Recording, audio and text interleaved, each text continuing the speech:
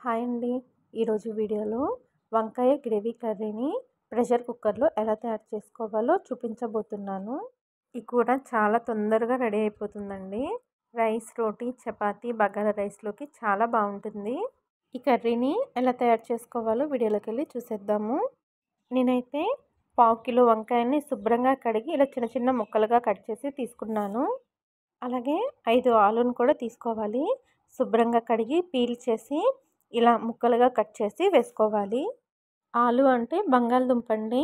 ఆలుని మరీ చిన్న ముక్కలుగా కట్ చేసుకోకండి, కొంచెం పెద్దవిగానే కట్ చేసుకోండి. తర్వాత రుచికి తగినంత ఉప్పుని వేసుకోండి. ఇక్కడ నేనైతే రాళ్ళ ఉప్పుని వేస్తున్నాను. అలాగే రుచికి తగ్గట్లు కారాన్ని కూడా వేసుకోండి.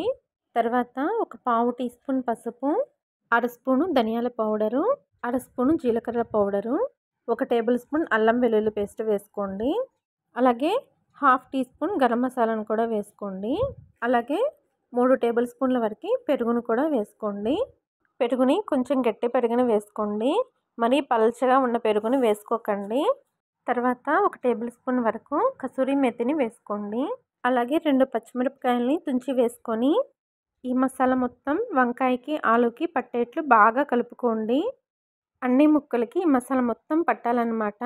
అప్పటి వరకు బాగా కలుపుకోండి. ఇలా బాగా కలిపిన తర్వాత ఒక 5 నిమిషాలు ఈ గిన్నెని పక్కన పెట్టేసేయండి. తర్వాత ఒక కుక్కర్ తీసుకొని దానిలో 2-3 టేబుల్ స్పూన్ల వరకు ఆయిల్ వేసుకోండి. ఆయిల్ హీట్ అయిన తర్వాత 2 బిర్యానీ ఆకులు, 1 టీ స్పూన్ జీలకర్ర, 2 పెద్ద ఉల్లిపాయలని ఇలా చిన్నగా కట్ చేసి వేసుకోండి.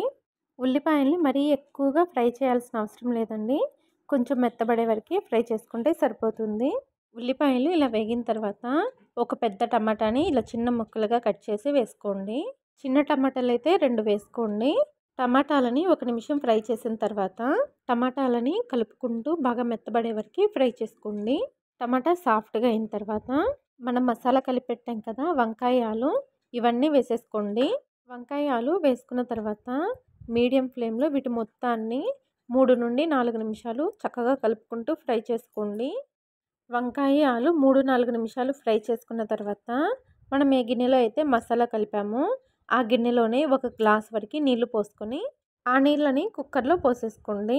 తర్వాత దీన్ని మొత్తాన్ని ఒకసారి బాగా కలుపుకొని కుక్కర్ మూత పెట్టేసేసి హై ఫ్లేమ్లో 2 విజిల్స్ వచ్చే వరకు కూరని ఉడికించుకోండి. కుక్కర్ 2 విజిల్స్ వచ్చిన తర్వాత చూపిస్తున్నాను చూడండి, కూర అయితే చక్కగా ఉడికిపోయింది. ఇప్పుడు కూర మొత్తాన్ని ఒకసారి చక్కగా కలిపేసుకోండి. ఇలా కలుపుకున్న తర్వాత స్టవ్ ఆన్ చేసి కుక్కర్ గిన్నె పెట్టి సన్నగా కట్ చేసుకున్న కొత్తిమీరను వేసుకొని కూర మొత్తాన్ని ఒకసారి కలిపేసుకొని 3 నుండి 4 నిమిషాలు హై ఫ్లేమ్లో కూరని మధ్య మధ్యలో కలుపుకుంటూ ఉడికించుకోవాలి. 3-4 నిమిషాలు కూరని ఉడికించుకున్న తర్వాత స్టవ్ ఆఫ్ చేసేసి సర్వ్ చేసుకోవడమేనండి. ఈ కర్రీ టేస్ట్ అయితే చాలా బాగుంటుందండి. అన్నం, రైస్, రోటీ, చపాతీలోకి అయితే చాలా బాగుంటుంది. వీడియో కనుక మీకు నచ్చినట్లయితే నా ఛానల్ని లైక్ చేసి, షేర్ చేసి, సబ్స్క్రైబ్ చేసుకోండి. Thanks for watching.